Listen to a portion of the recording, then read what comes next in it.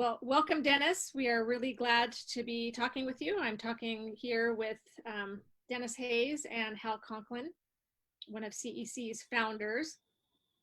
How are you doing, Dennis? We're finding you in Seattle.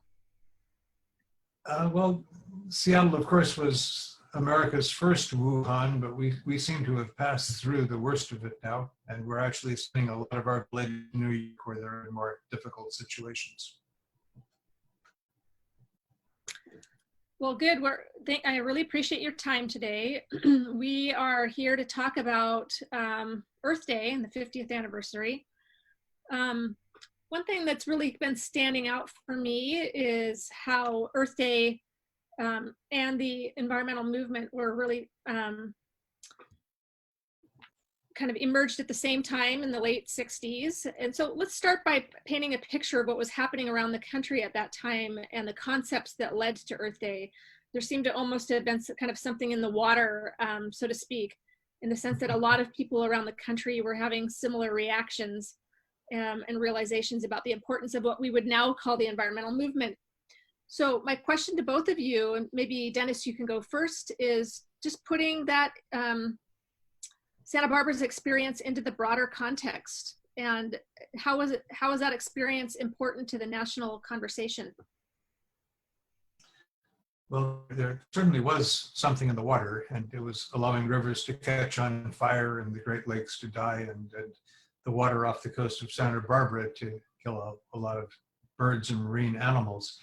But that broader context that you were talking about when you said what we now call the environmental movement, I think is important.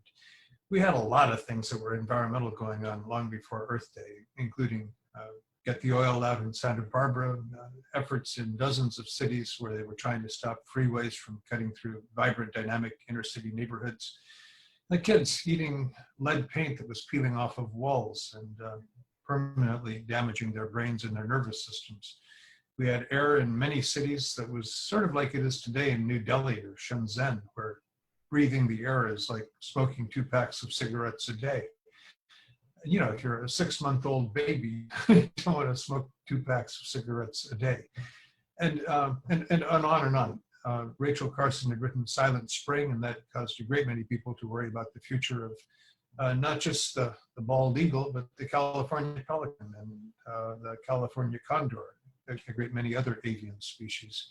But they were freeway people, they were oil people, they were bird people, they were air people. They were not weaved together. They didn't work on one another's issues. And the real contribution that Earth Day made was to take those dozens of separate strands and weave them together into the fabric of modern environmentalism, and convince everyone that if you worked on one another's issues as a broader movement, you would have far more power than if you just focused laser-like on a narrow issue. Mm-hmm. That was really good. Hal, anything to add? Well, you know, the country had already just gone through about 7 or 8 years of complete sort of psychological assault, both through the civil rights movement and the anti-war movement and what was going on in Vietnam, and were highly hypersensitive to the fact that they were feeling less than confident in trust in the government or in the private industry. And the only positive thing that was happening at that moment was the sort of race to the moon. And then, of course, you know, everybody, you know, talks about the great photo that was taken from Apollo 8 in December of 1968, and sort of the realization of just how small the Earth actually appears to be in the vastness of space. And yet it was only 30 days later, literally, you know, 5 weeks later, that the oil spill occurred in Santa Barbara. So, you know, you're seeing the sensitivity of people throughout the world, certainly within the United States. You know, I was a college student, Dennis was a college student at that point. You know, college students were hyperactive in terms of, you know, organizing. And then all of a sudden there's this just realization that, you know, if we're not being destroyed in Vietnam, if we're not being destroyed in the streets of Detroit, we're being destroyed now globally by the environment. And, you know, something's got to be done. And I just think the timing was right. Mm-hmm. So I'm actually going to pick up on that thread about youth there for both of you. So both of you were young at the time that this movement started. Dennis, you were a grad student at Harvard in the late 60s, and you kind of talked your way into an internship with Senator Gaylord Nelson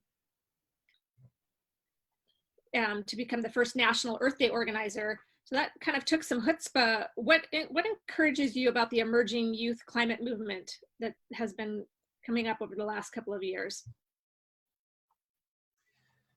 Well, virtually all movements for profound change have a lot of their energy and frequently their leadership coming from relatively young people. I mean, the difference between Hal and I and today's youth is we thought of ourselves as young, but we were 22, 23, 25 years old. And now we're seeing kids that are 14 and 15 years old organizing major things, digital natives who are able to build networks that extend over multiple continents and coordinate things that take place on similar dates. And but if you look at the civil rights movement, it was led by young people. The anti-war movement was led by young people. Tiananmen Square, the riots in Hong Kong, Arab Spring, the environmental movement, it comes out of youth, in part because they've got more energy, they've got more time, and in part because they have more hope. After you've been beaten down for some decades, or merely withdrew from the battle because you had a family to support, a job to do, and you came home exhausted and you were no longer engaged in trying to promote change. When you're 17, 18, 22 years old, you don't know what can't be done. And so you go out and do it. Mm-hmm. That's right. Hal, you had a...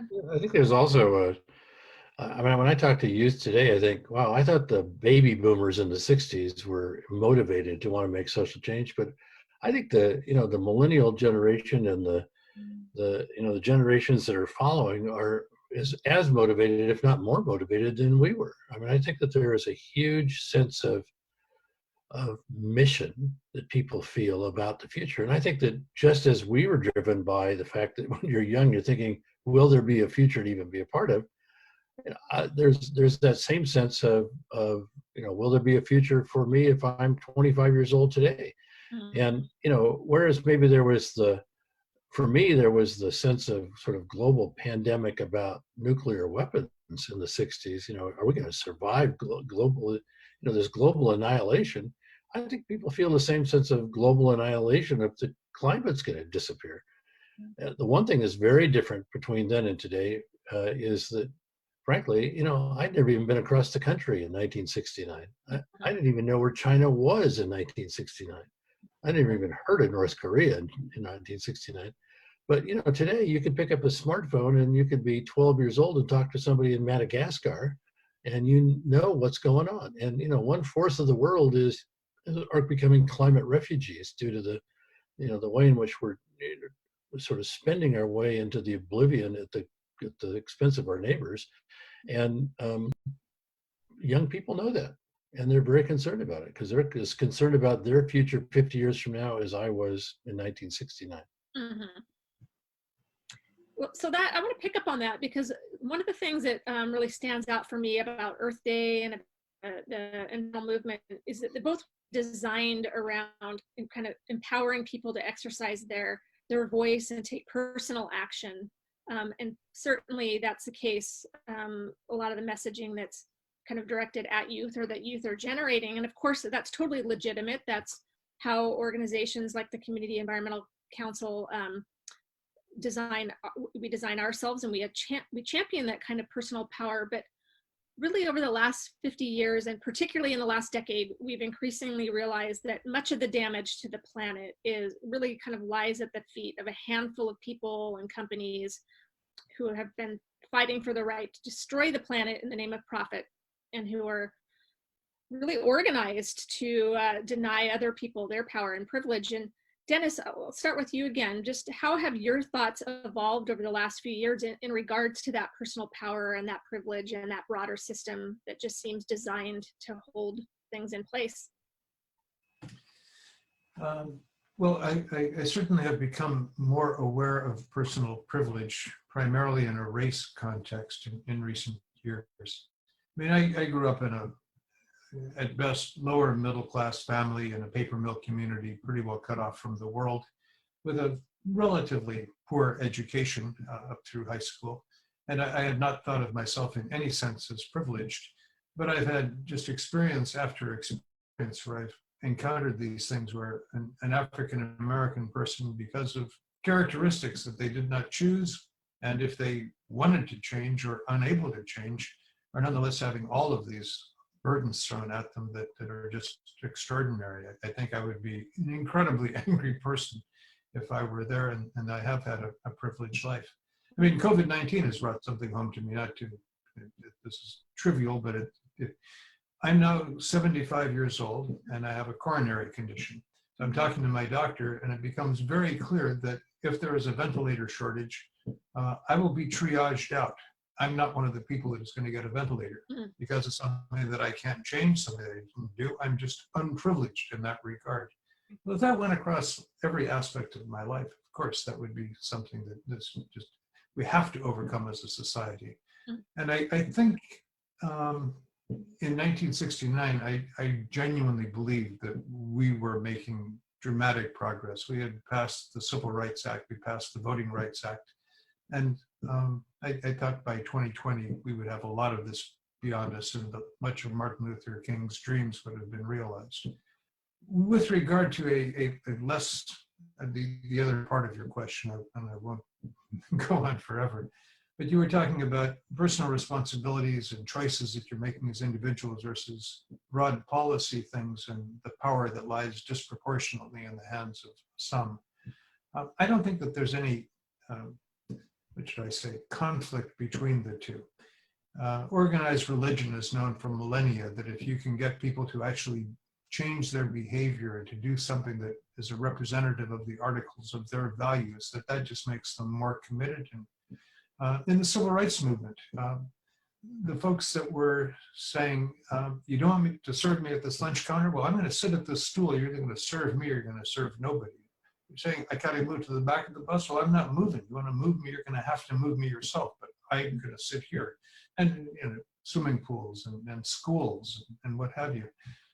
They changed their behavior, but at the same time, they were arguing for major changes in federal registration, federal civil rights and voter registration possibilities. And there just isn't a conflict. The two ought to be self-reinforcing, and we environmentalists ought to be fully prepared to make those choices that we can to have as small a footprint as we can upon the earth, and at the same time summon all of the organized muscle that we can to overcome the forces that are heading us in the wrong direction. Very good. Can I ask you, Dennis, what is on your post-pandemic wish list? Well, at the moment, I'm trying to merely be resilient. We've spent 2 years, we've had 100 people on staff around the world. We've spent millions of dollars trying to put 1 billion people in the streets for Earth Day 2020, trying to elevate climate change into globally an issue that simply cannot be denied anymore. And in the United States, to make it a voting issue so that if there's a change in the White House and a change in the Senate, the new people who came into office would have a mandate because this issue had received such prominence prior to the election. Little things like getting Jay Inslee supporting his decision to enter the race and run on a climate platform, and get then Elizabeth Warren to adopt it when Jay popped up. We were really trying to do what we could in a grassroots way to make that happen. And then suddenly, this black swan comes out with COVID-19, and everything that we've been organizing is impossible. In fact, it's illegal. We were going to have 750,000 people on the National Mall in Washington, D.C. Now the maximum crowd that you can gather there is 10. Not very much political impact from 10 people. So I'm trying to giggle through it, but it really is a profoundly depressing experience. And what we've done is made basically the shift that says, okay, we can't do Earth Day the way that we've historically done it on the 22nd. We'll do a virtual event. And that will work for this digital generation, those young post-millennials that Hal was talking about, who are digital natives and actually can be quite engaged. They spend a lot of time on their computers in any event. But for the rest of us, that Earth Day in 2020 will be Election Day. And we need to be putting our mind into voter registration, voter education, get out the votes, getting paper ballots, mail-in ballots. Just do the personal actions, which are very important, but also bring about the structural change that we need. Thank you. I thank you, Dennis. I appreciate the time that you gave to this, that you're giving to the movement, to the creativity you're bringing in, and the leadership. Very glad to have had some time with you today. It's been my pleasure. Santa Barbara was important in creating my own mindset. I remember the very first speech that I gave that related to Earth Day was at the Santa Barbara Community College, and you've got a special place in my heart. We will at some point. I will be succumbing to my wife's pleas that since she has seasonal affective disorder and is living in Seattle and has gone through a quarter of a century now of depressing winters, she wants to go someplace sunny, and Santa Barbara is certainly on our very, very short list of places we'd like to spend more time in. So it's been my pleasure. Welcome you with open arms. Thank you very much. Take care.